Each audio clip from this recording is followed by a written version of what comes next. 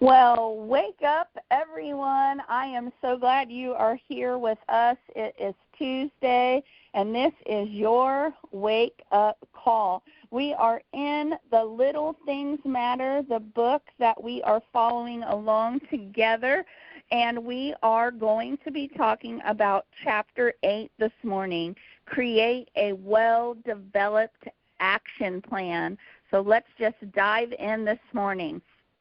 Now, Todd says, just as you would not be successful in building a home without a set of blueprints, it's doubtful you would be successful in achieving any significant goal without an action plan.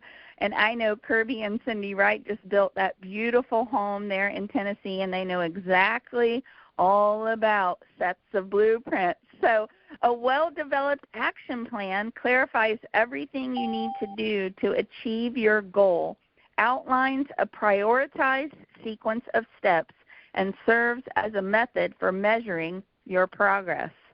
I would like to share with you, now this is Todd speaking, 2 personal examples that demonstrate the connection between a well-thought-out written action plan and the achievement of a specific goal.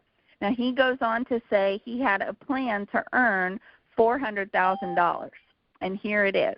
In January of 1989, I set a goal to earn $400,000 by selling residential real estate. In reviewing my sales numbers from the previous year, I determined that if I wanted to make $400,000, I would need to sell 117 homes at an average sales price of $115,000. My first step was to concentrate on identifying potential home sellers. Based upon my previous year's prospecting results, I would have to meet with 252 prospective sellers over the next 52 weeks to reach my goal, translating into 5 appointments a week or 1 per business day. I love how he breaks this down, and we're going to talk more about that here in a second. My record keeping from the previous year helped me assess how many phone calls I needed to make each day in order to schedule 1 appointment. So here he wasn't just willy-nilly just throwing things at the wall and hoping they stick like, done spaghetti. He had an actual plan that he was following. Now, here's what happened. By the end of the year, I had met with 250 prospective sellers, 2 short of his goal, and he had sold 115 homes, 2 short of his goal there too. However, due to appreciation in the market, he says my average commission was slightly higher than the previous year, and I earned $401,000. If I had started out the year by saying, I want to make $400,000 and I'm going to work hard to do so, who here on this call right now thinks that he would have accomplished his goal? No way. He says, if I did, it would have been pure luck. Do you want your success left up to luck or a well-thought-out plan? I'm going to repeat that again because, man, that is worth repeating. Do you want your success? Think about whatever you're trying to accomplish right now, whatever you're trying to achieve. Do you want that success left up to luck or a well-thought-out plan? The key to my real estate action plan, he says, was an itemization of daily activities. I mean, this is gold in here. Daily action, daily activities. By tracking my results, he said, I knew where I stood relative to the weekly goal. When behind schedule, I picked up the pace. The key here is to realize when you are off track before it's too late to change your course. Now, he also had a plan for a blog he started, The Little Things Matter. He said, I start every new project with what I call a brain drain. This is a list of everything I can think of that will go into developing, launching, and implementing the project. After a complete brain drain, I organize my list, set priorities, and assign deadlines to the key elements. Launching the Little Things Matter blog was no different. My list included major categories such as website design, podcasts, potential profit centers, budget, business formation, social media, an organized list of little things, and marketing. Within each category, he says, I listed subcategories. For example, the social media category incorporated the following activities: learn from the fellow experts in the field, join Twitter, get an avatar, establish my Facebook page, complete my profile in LinkedIn, and learn proper protocol in the social media sector. Once I was satisfied with the action plan, he says, I reviewed it with the team I had selected for this project. Based upon their suggestions, I refined my plan and began to execute. The end result, I launched my blog just as I had planned, and the results have exceeded my expectations. So I'm going to turn it over to Janie and get his take on all this. All right. Well, so as I was reading and then just listening, I just kind of think back. It's so awesome if you're joining this call and you're following along in the book. They all build on one another. So it really goes back to start with kind of being the best at what you do, right? So you got to make that decision. You got to define a specific goal. What's your specific goal? And then that's when the action plan can start, right? Without a goal, there can be no plan to get there. It's just like driving. If you just jump in your car and drive, if you don't know where you want to go or the destination, it's hard to map out that progress. So you have to define that specific goal, but many people can set goals and have goals, and people have I want to do this, I want to achieve that. But here's the deal. What's the plan to get there? It's just like the title of the book, and it's going to be a theme through every wake-up call, no matter who's doing it. The little things matter, right? So I was talking to a guy yesterday, and he said, I want to start a business, and he didn't have the money, right? And he said, but I'm going to save the money, I'm going to get the money. And so the next question was, do you have a plan to get the money? And he said, I do, all right? And so that's the difference, right? Many times people will say, well, no, not really. And then it's like, well, if you don't have a plan, then you're not going to get that. So if you want to be successful, you know, what do you do? Ask someone who's successful. Watch, you know, successful people in life. It's always kind of something that we've always said is like, don't take advice from broke Uncle Steve. Like what you do matters in those little things. So when you execute a plan or you have a plan, you must execute. And I think the most important word they said was an action plan, a well-developed action plan. So it's taking action, right? So I think Roger mentioned in the beginning the boys broke a lot of records over the weekend. We do some competitive powerlifting. But so when we started out 6 months ago, we, you know, the boys and I, we all sat down and said, what do we want to do? We want to break some records. We have some numbers that we want to hit. But what's our plan to get there, right? So we ask other people that are successful.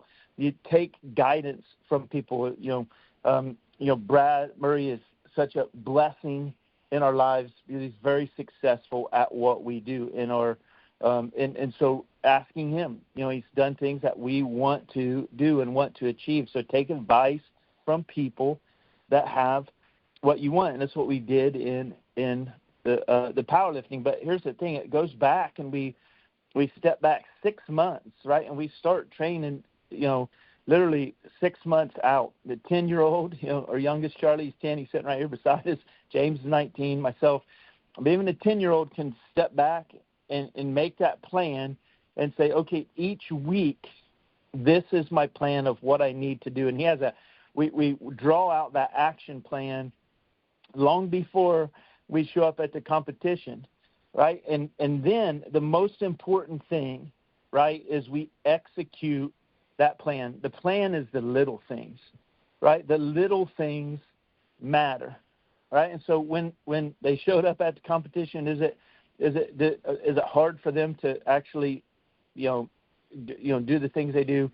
It's hard, but they've done it and they've planned for it. They know the plan, and executing those little things gives you confidence along the way. It builds momentum, and it's going to allow you to move towards your goal, right? And so I say that not for any other reason to say, here, if a 10-year-old can do this with a little guidance, then all of us on this call can certainly do that. And so when we talk about that, the thing that I want to leave you with is two things, okay? The little things that you do or do not do are always moving you towards or away from your goal, right? So you don't have to do the little things. They didn't have to work out, 3 times a week. But when they don't do it, it's a choice not to do it. And in the moment, it feels good and it's relaxing, right? You can take some instant gratification. But a plan of action allows you to look at your progress and to say, I missed today, or I wasn't consistent in this day. And that plan is those little things, and it's a choice to do the little things, but it's also a choice not to do the little things, right? So the little things are always working in your favor or against you. And then the last thing is, just remember this: you don't have to be perfect. You just have to be consistent, right? So many people will set a goal and they strive for perfection, and a weight loss goal or maybe something like that, and they want to change everything all at once.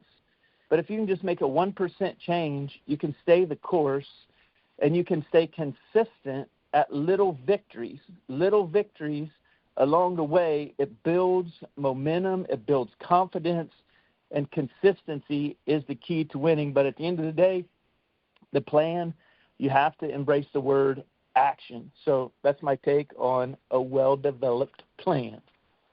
I love that, Jamie, and I appreciate your take on that. So true, and what a great word this morning. So in the book, The Plan, it says, what's your plan? Take the concepts I have shared with you and put together a prioritized daily, I think that is such a key word, daily action plan to achieve the goal that is most important to you. Once you've drained your brain and created your prioritized plan, identify 5 people who have been successful doing what you plan to do and ask them to review your plan and offer feedback. One thing we talk to our boys all the time about is don't take advice from people who do not have what you want. Stop letting it into your brain. Stop letting it in between your 2 ears. Just stop the madness, right?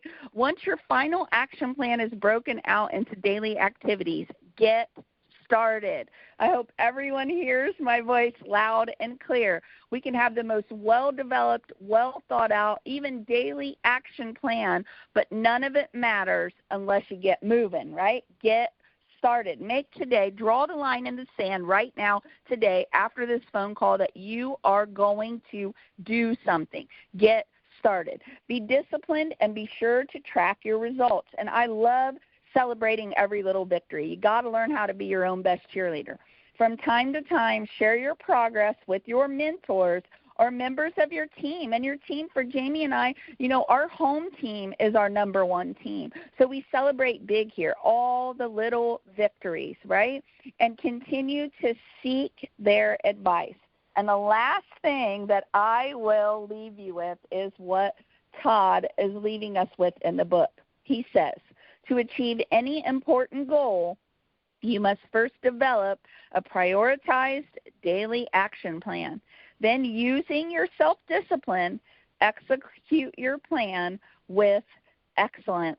So we so appreciate you joining us on the Little Things Matter wake-up call, and we hope you'll continue to join us Monday through Friday right back here. I'll turn it over to Jamie to open up the line so we can say goodbye.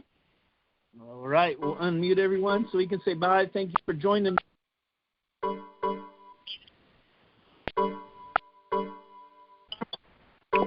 Thank you. Great job. Love it. Thanks, guys. Love you all. Bye, everyone. Love you. Bye.